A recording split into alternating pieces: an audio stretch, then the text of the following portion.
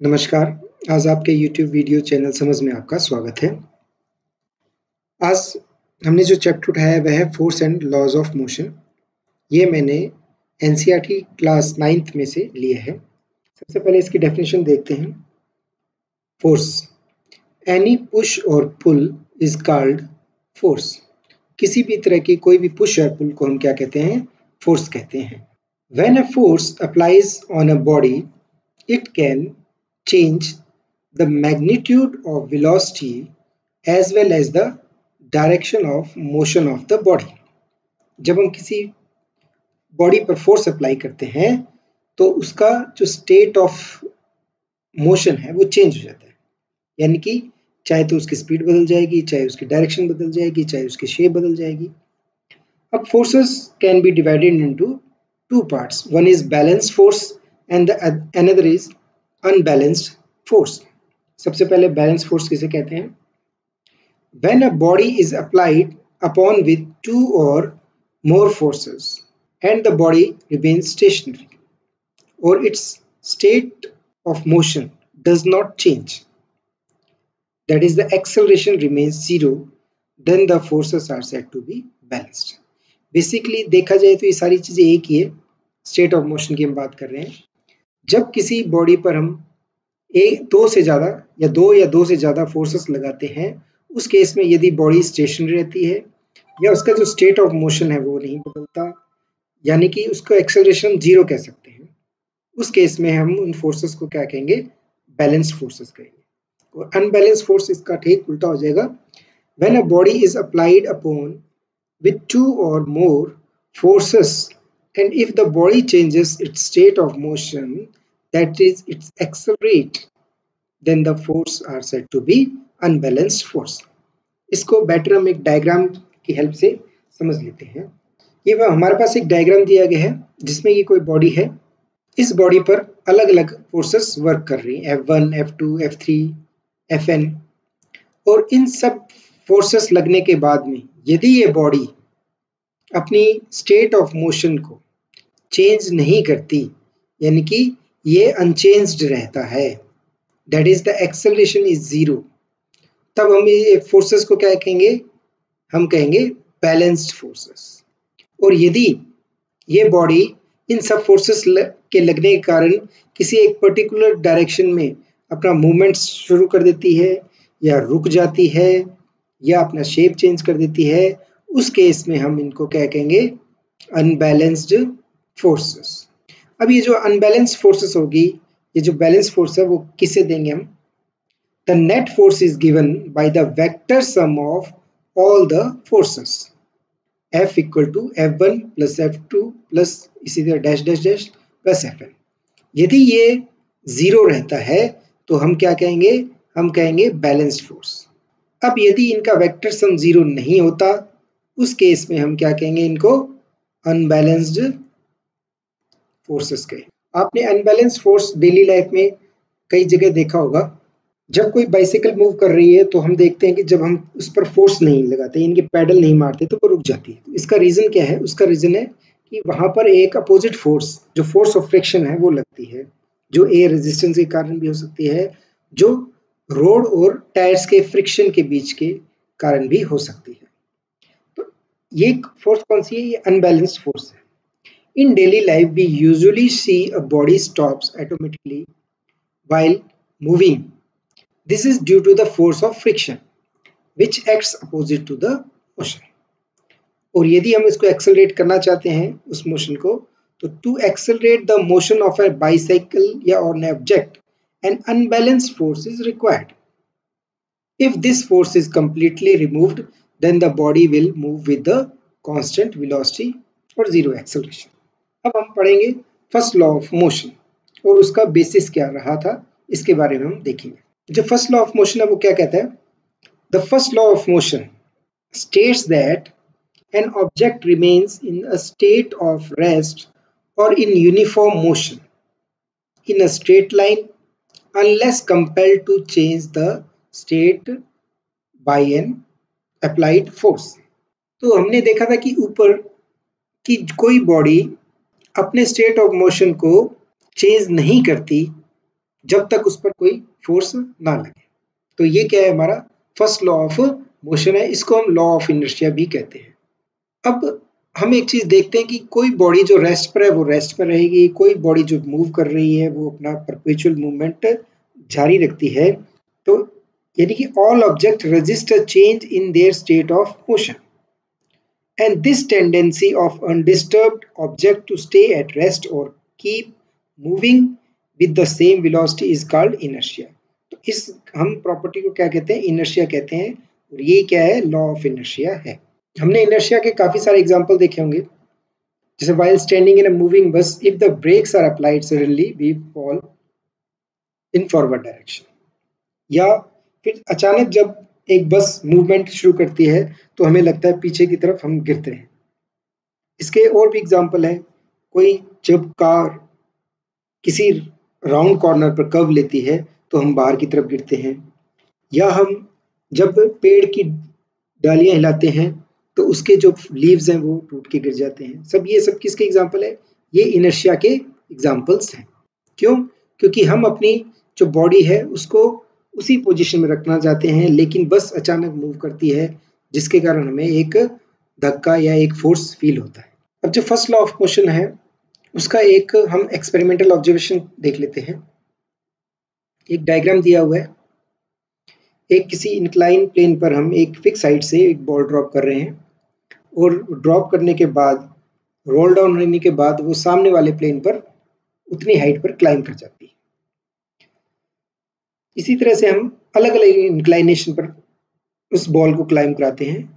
तो हम जो चीज देखेंगे वो है कि ये बॉल उसी सेम हाइट को, जिस हाइट से ड्रॉप कराई गई थी उसी हाइट को अटेन करती है। और यदि हम इसका इंक्लिनेशन 0 कर लेते हैं, यानी कि हम यदि उसको सरफेस के बिल्कुल हॉरिजॉन्टल कर लेते हैं, तो ये बॉल उस हाइट को अटेन करने के लिए ये इनफाइनाइट डिस्टेंस तक मूवमेंट करती रहेगी। तो when a body is dropped from a height along an inclined plane, it attains a velocity and climbs upon the opposite inclined plane and travel up to the same height, whatever be the inclination of the planes. If the inclination decreases and becomes horizontal to the surface, then by the same logic, the ball will move forward to achieve the same height. This experiment became the basis for the first law। और ये जो body है ये चलती रहेगी जब तक अपनी हाइट अटेन ना कर ले, या यूं कहिए कि जो बॉडी मूवमेंट में है वो मूव करती रहेगी, जो रुकी हुई है वो रुकी रहेगी। यही क्या है, यही फर्स्ट लॉ ऑफ मोशन या फर्स्ट लॉ ऑफ इनर्शिया है। हमारे पास कुछ पॉइंट्स दिए गए हैं, क्लासेस के एग्जाम्स में ये नहीं आएंगे, लेकिन कंपटीशन पॉइंट ऑफ व्यू से ये एज ए जीके के क्वेश्चन पूछे जा सकते हैं। हम इसको एक बार स्टडी कर लेते हैं, रीड कर लेते हैं।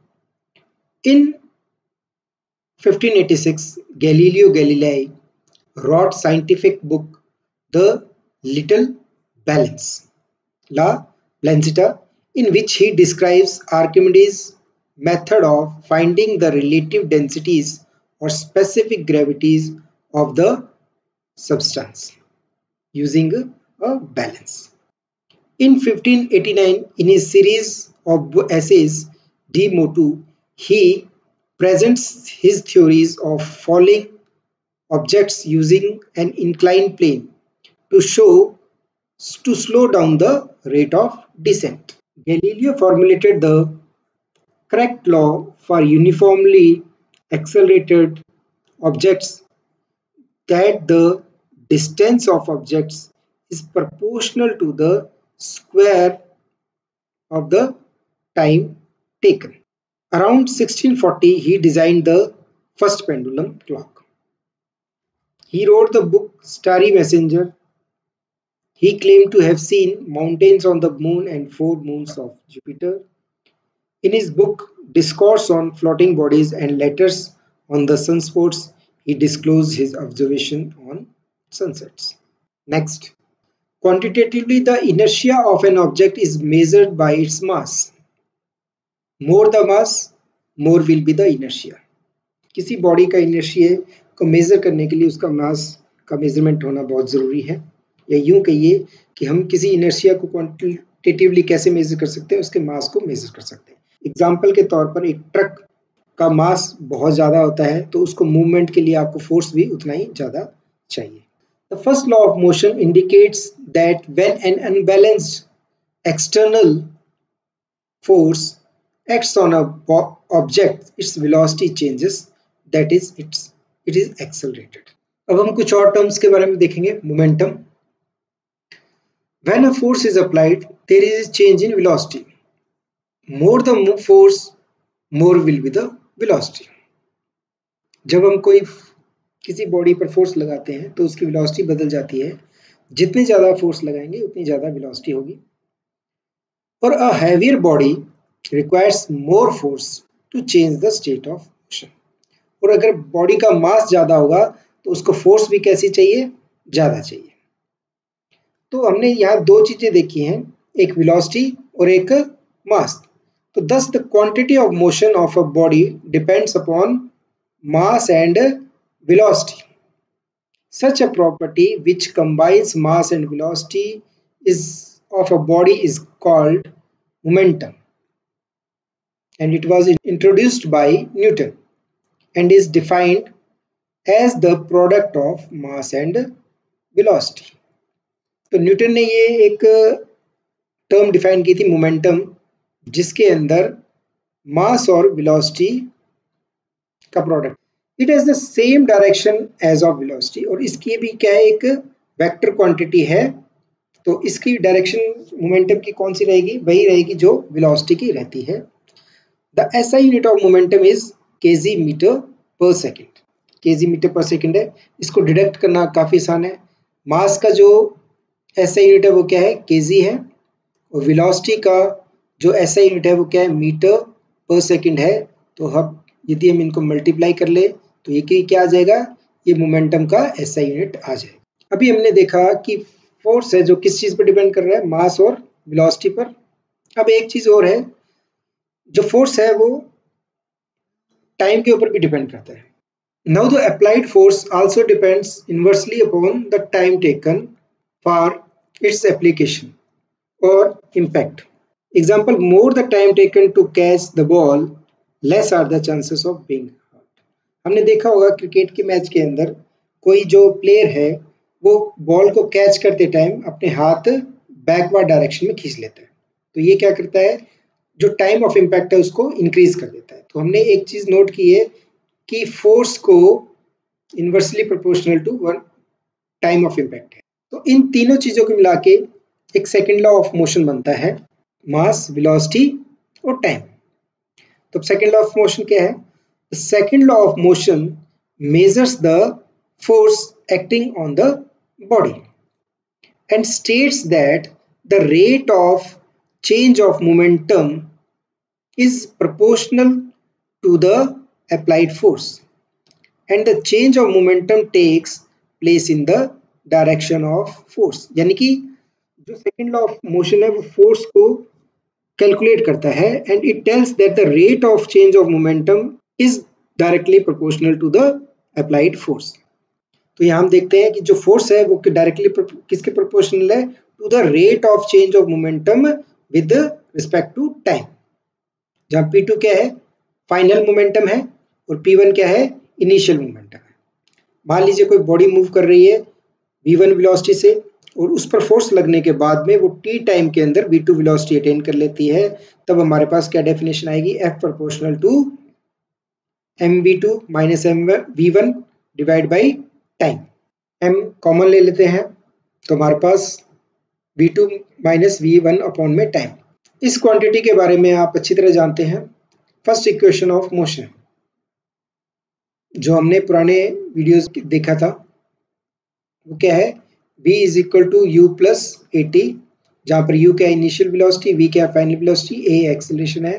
तो इस डेफिनेशन से v माइनस यू अपॉन में t ये क्या बन जाएगा, एक्सेलरेशन बन जाएगा। तो इस वैल्यू की जगह हम एक्सेलरेशन रखते हैं, तो f क्या आ जाएगा, f प्रोपोर्शनल टू ma।